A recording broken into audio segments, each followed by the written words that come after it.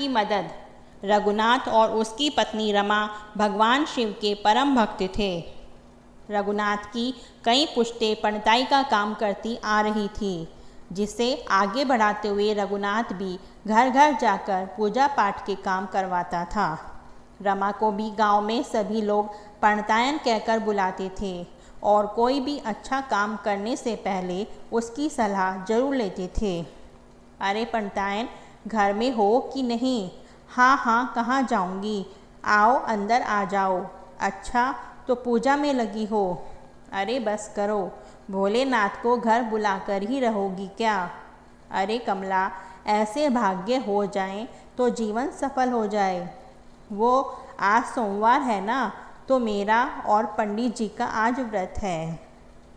यह लो भोले बाबा का प्रसाद। अच्छा लाओ, दे दो। पंडितायन, वो मुझे ना मुन्ने का मुंडन करवाना है, जरा एक अच्छा सा दिन देखकर तो बताओ। हाँ हाँ, अभी लो, बस 2 मिनट रुको, परसों का दिन सही रहेगा। अरे इतनी जल्दी नहीं, इसके बाद का कोई दिन देखो, मुझे दावत करनी है। इतनी जल्दी कैसे हो पाएगा?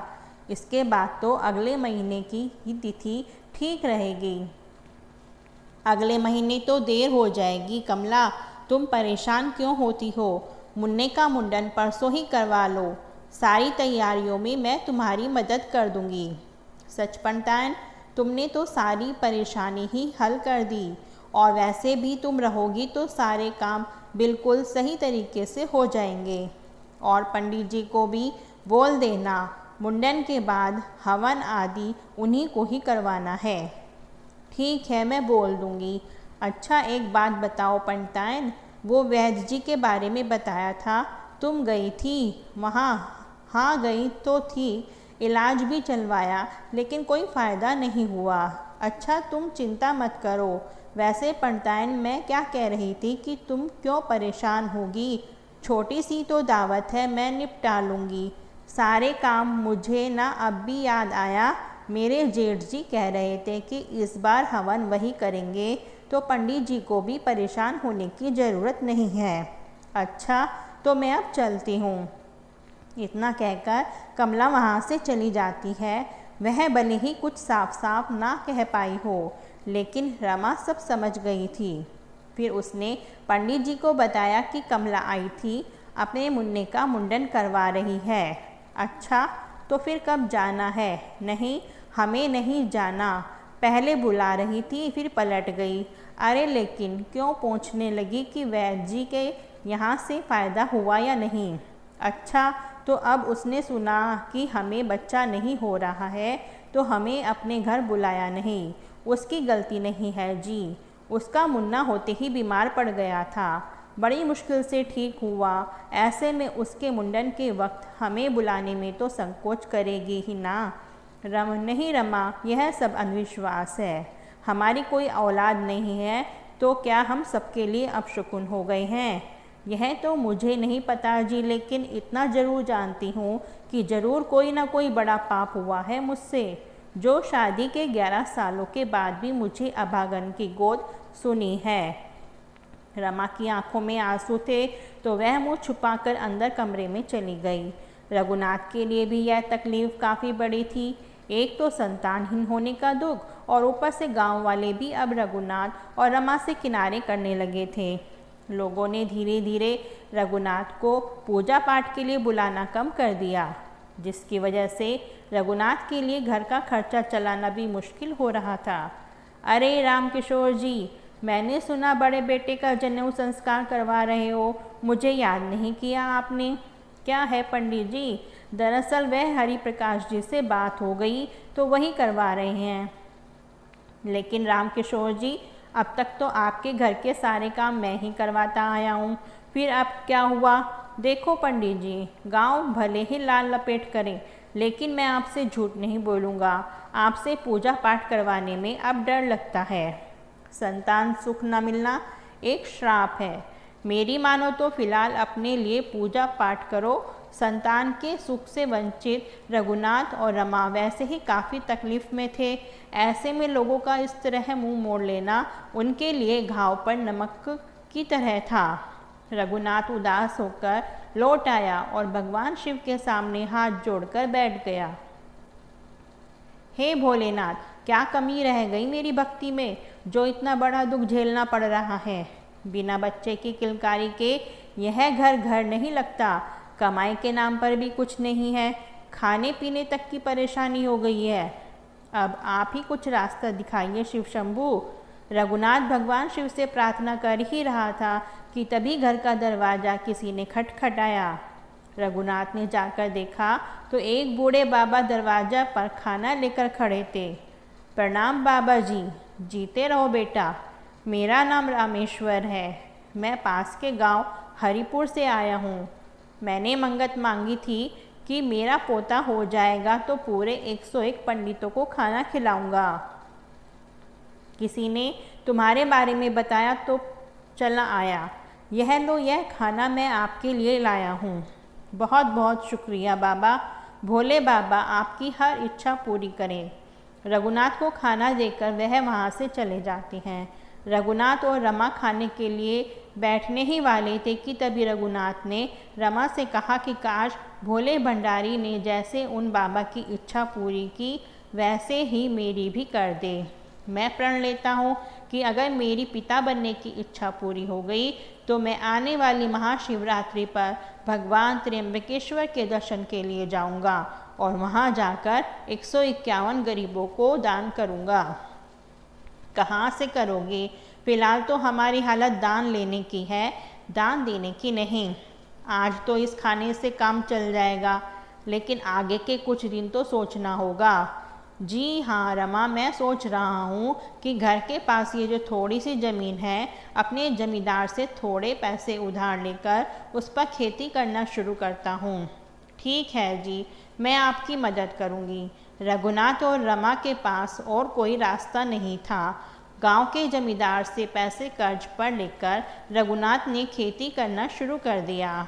जैसे धीरे धीरे खाने का जुगाड़ होने लगा, रमा भी सारा दिन रघुनाथ के खेत में मदद करने लगी। लेकिन एक दिन अचानक खेत में काम करते हुए रमा चक्कर खाकर गिर पड़ी। ठीक है ना रमा, ना क्या हुआ? रघुनाथ फौरन उसे घर ले गया और फिर पास की अम्मा जी को बुला लाया। रघुनाथ बेटा, अब खुश हो जा, भोले बाबा की कृपा बरसी है, रमा माँ बनने वाली है। बूढ़ी अम्मा के शब्द जैसे रघुनाथ के लिए अमृत की तरह बरस रहे थे। उसने सबसे पहले जाकर भोले बाबा के सामने सिर झुकाया और फिर रमा के पास जाकर बोला, रमा मैं बहुत खुश हूँ, अब कोई दुख नहीं है, कोई परेशानी नहीं है। आखिर भोले भंडारी ने अपने इस भक्त की पुकार सुन ही ली। जी मैं भी बहुत खुश हूँ, लेकिन उस खुशी में अपनी मन्नत के बारे में नहीं भूलना है। याद है ना, इस महाशिवरात्रि पर आपको भगवान त्र्यंबकेश्वर के दर्शन के लिए जाना है और वहाँ जाकर मुझे सब याद है रमा, मैं अपनी मन्नत पूरी जरूर करूँगा। महाशिवरात्रि आने में कुछ ही दिन बचे थे। रघुनाथ जी जान से खेती करने में लग गए।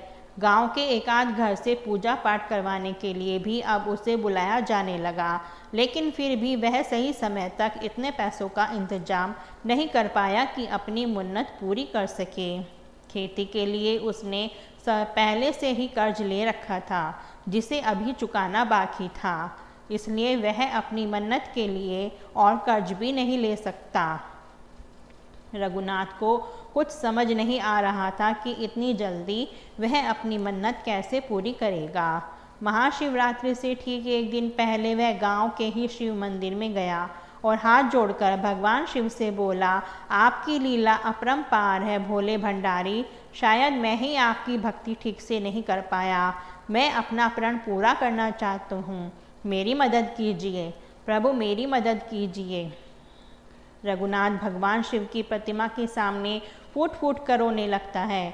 तभी उसे अपने कंधे पर किसी का हाथ महसूस होता है।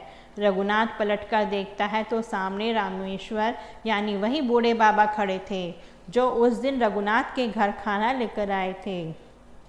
बेटा, तुम यहाँ बड़े सही वक्त पर मिले हो। सुनो, मुझे तुम्हारी मदद की ज़रूरत है। जी बताइए, मैं क्या कर सकता हूँ? बेटा, इस महाशिवरात्रि पर मेरी भगवान त्र्यंबकेश्वर के दर्शनों की बड़ी अभिलाषा है। अब मेरे बेटे को अपने काम से ही फुर्सत नहीं है। वह शहर में काम करता है ना, और वहाँ अकेले जाने की मेरी हिम्मत नहीं हो रही। तो क्या तुम मुझे ले चलोगे? तुम्हारा आने जाने का और खाने पीने का खर्चा मेरा, और मैं तुम्हें इसके अलावा भी कुछ पैसे दे दूँगा। बाबा, आप साक्षात देवता स्वरूप बनकर आए हैं। मैं चलूँगा आपके साथ, बिल्कुल चलूँगा। रघुनाथ अब बहुत खुश था। वह महाशिवरात्रि से एक दिन पहले ही रामेश्वर के साथ भगवान त्र्यंबकेश्वर की यात्रा के लिए निकल पड़ा। वहाँ पहुंचकर महाशिवरात्रि के दिन उसने पूरी विधि विधान से भगवान शिव के त्र्यंबकेश्वर स्वरूप की पूजा की, और फिर रामेश्वर से मिले पैसों से पूरे 151 गरीबों को दान करके अपना प्रण पूरा कर लिया। और फिर गांव वापस आने के बाद, बाबा, आप नहीं जानते आपने मेरी कितनी बड़ी मदद की है। चलिए मेरे साथ घर चलिए, मैं आपका सत्कार करना चाहता हूँ। नहीं बेटा, अभी तो घर जाऊँगा, खुश रहो। रामेश्वर रघुनाथ को उसके घर छोड़ने के बाद अपने घर की तरफ चला जाता है। रघुनाथ को अब सारा गांव पहले की तरह पूजा पाठ के लिए बुलाने लगा। साथ ही खेती भी बहुत अच्छी हो रही थी। रघुनाथ ने कुछ महीनों में अपना सारा कर्ज चुका दिया, और फिर सही समय पर रमा ने एक प्यारे से बेटे को जन्म दिया। वाह रमा, देखो क्या तेज है इसके चेहरे पर। होगा क्यों नहीं, भोले बाबा का वरदान जो है। रघुनाथ ने पिता बनने की खुशी में पूरे गांव में मिठाई बांटी, और फिर एक मिठाई का डब्बा लेकर पास वाले गांव हरिपुर में जा पहुंचा। अरे भाई, जरा सुनो, यह रामेश्वर जी का घर कहाँ है? वो जिनका बेटा शहर में काम करता है। कौन रामेश्वर भाई? यहाँ तो इस नाम का कोई भी नहीं रहता। क्या कह रहे हो? मुझे तो इसी गांव के बारे में बताया था। तुम्हें तसल्ली नहीं है तो जाकर खुद ढूंढ लो। रघुनाथ पूरे गांव में हर घर में जाकर पूछता है, लेकिन उस गांव की बात सही थी। पूरे गांव में रामेश्वर नाम का कोई भी इंसान मौजूद नहीं था। गांव भर में घूमने के बाद रघुनाथ को जैसे ही एक शिव मंदिर दिखाई दिया, तो वहां पहुंचकर उसे सब कुछ समझ आ गया। रामेश्वर कोई और नहीं बल्कि भोले बाबा ही थे, जो अपने भक्त का साथ देने आए थे। भगवान भोलेनाथ के आशीर्वाद से क्या नहीं हो सकता।